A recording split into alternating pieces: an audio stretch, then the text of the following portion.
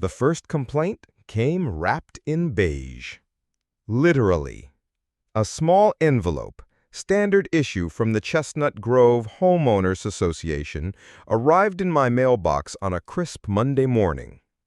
The envelope was the same faded khaki as the homes in the neighborhood, the sidewalks, and, if HOA had their way, probably the air itself.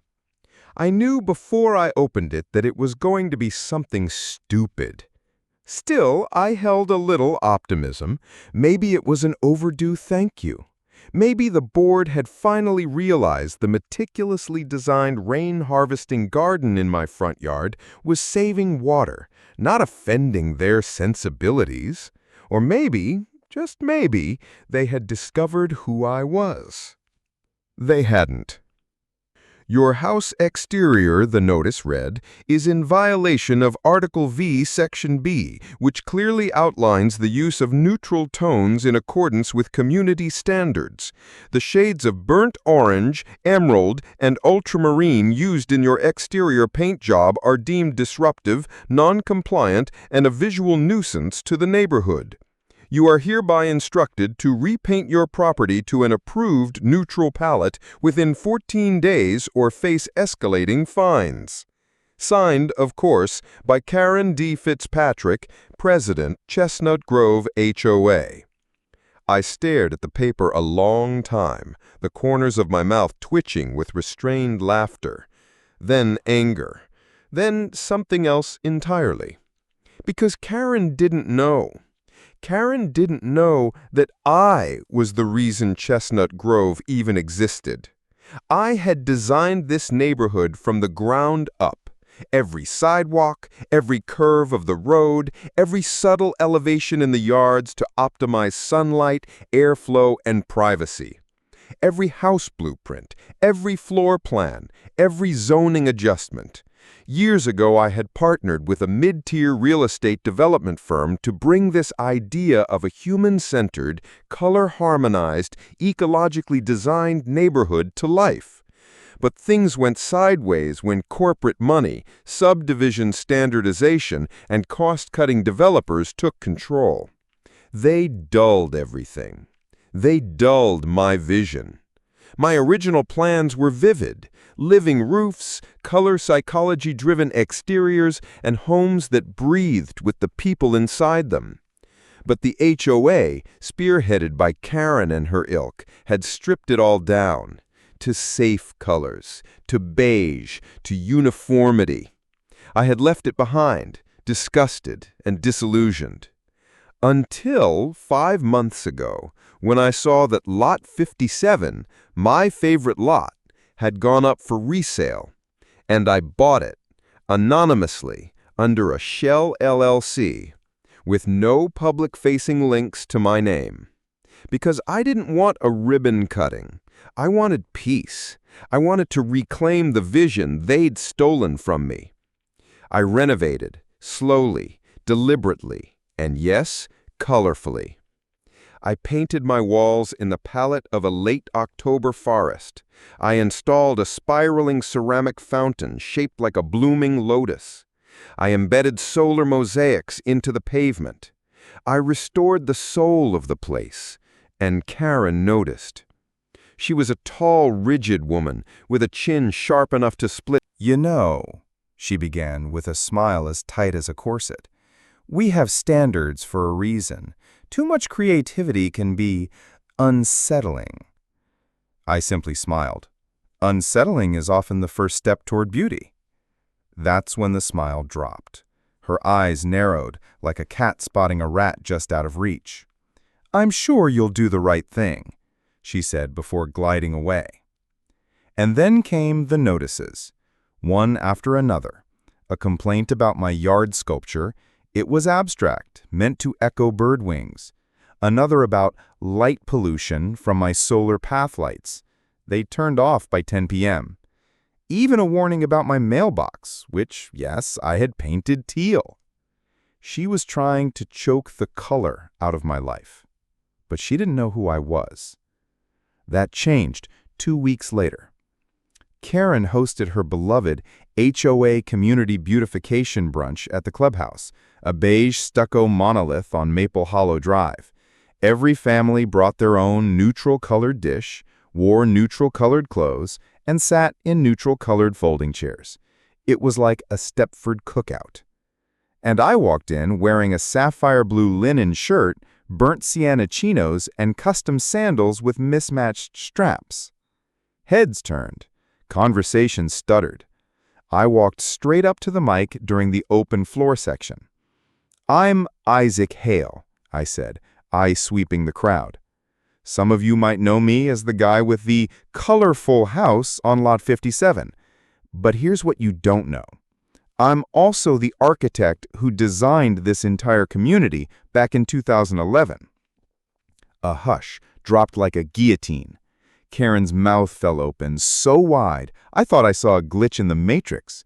I clicked the remote in my hand, and the big screen behind me lit up with slides, blueprints, original designs, 3D renders, pages of plans signed in my handwriting.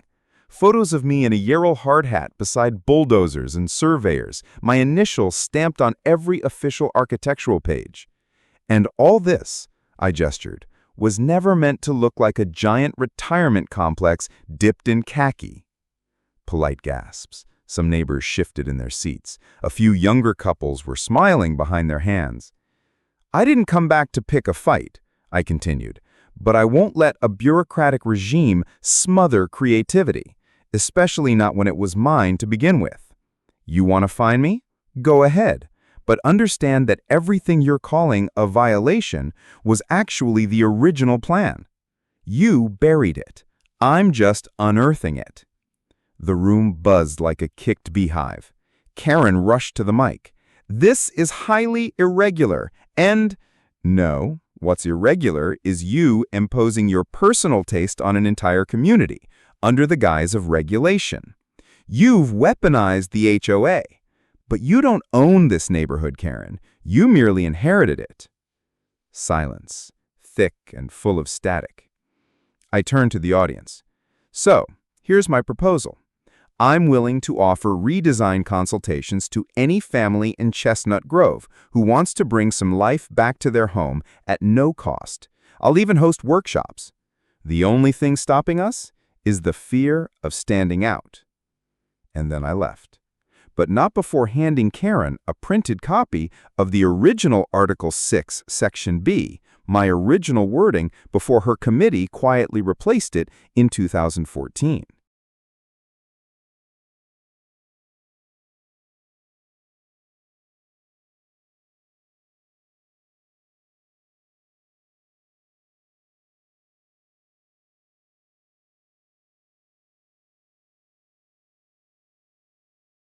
The one that said, "Use of color should enhance architectural interest, reflect personal identity, and contribute to an uplifting communal environment."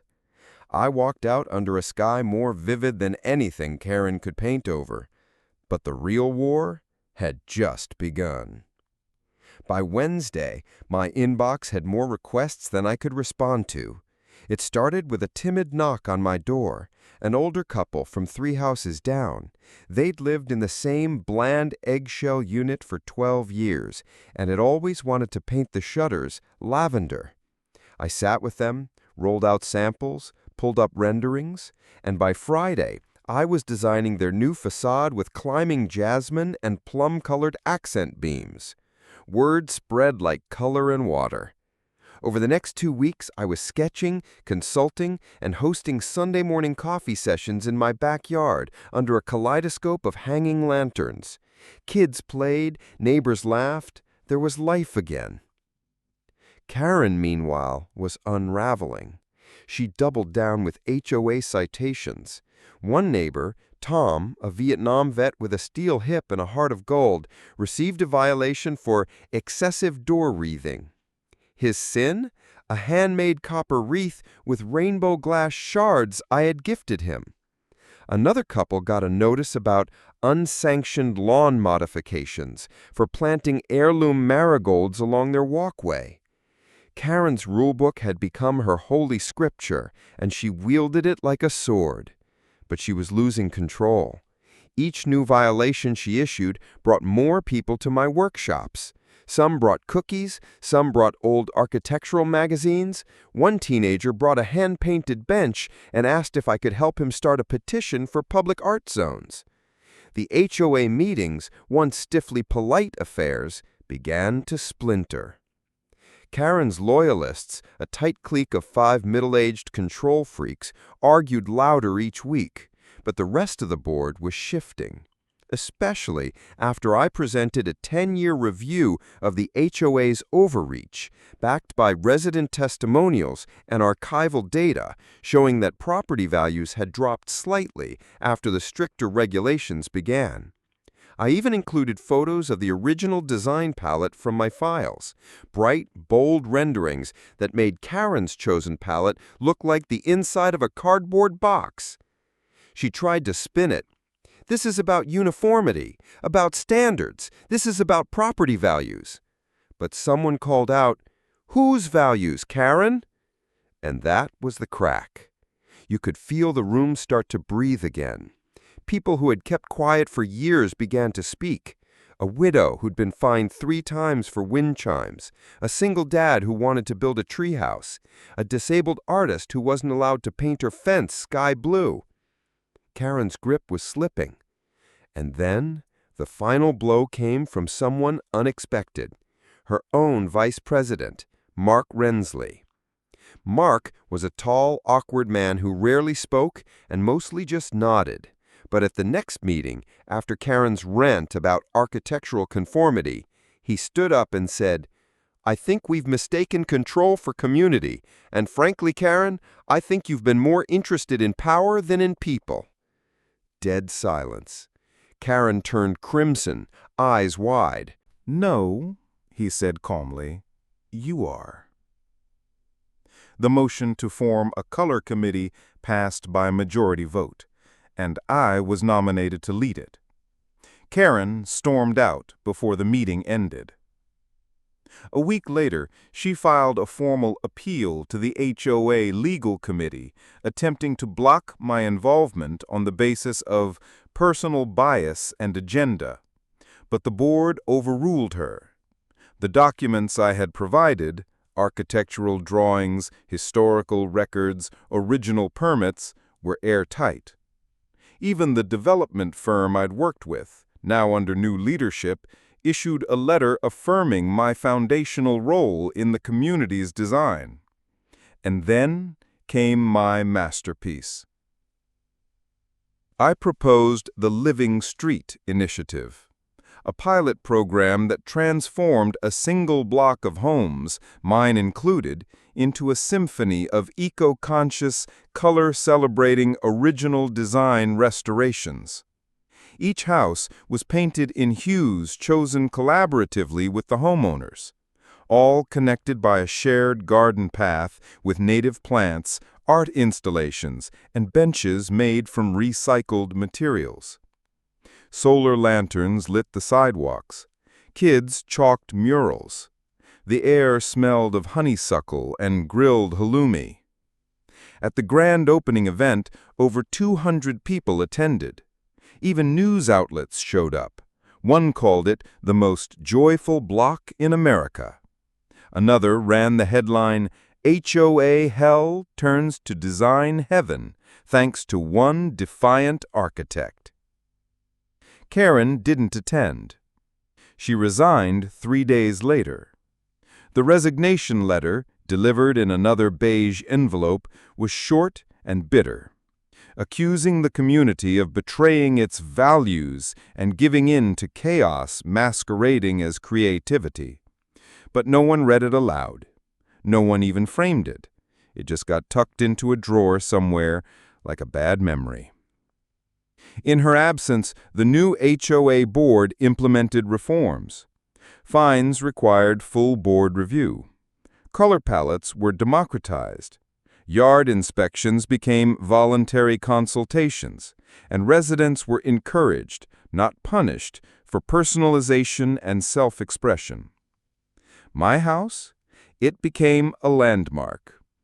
Tourists would occasionally drive by, gawking at the radiant walls and artistic fencing. Children painted their sidewalks in chalk rainbows. Neighbors began trading seeds, paint tips, and even garden sculptures. The HOA, for the first time in its sterile history, began to feel like a community. And as I stood at my porch one golden evening, sunlight dancing across my mosaic tiles, laughter echoing down the street, wind carrying the scent of basil and fresh soil, I knew something Karen never could. Architecture isn't just about buildings. It's about people, about what they dream, what they fear, what they fight for. And in this fight, for once, color had won.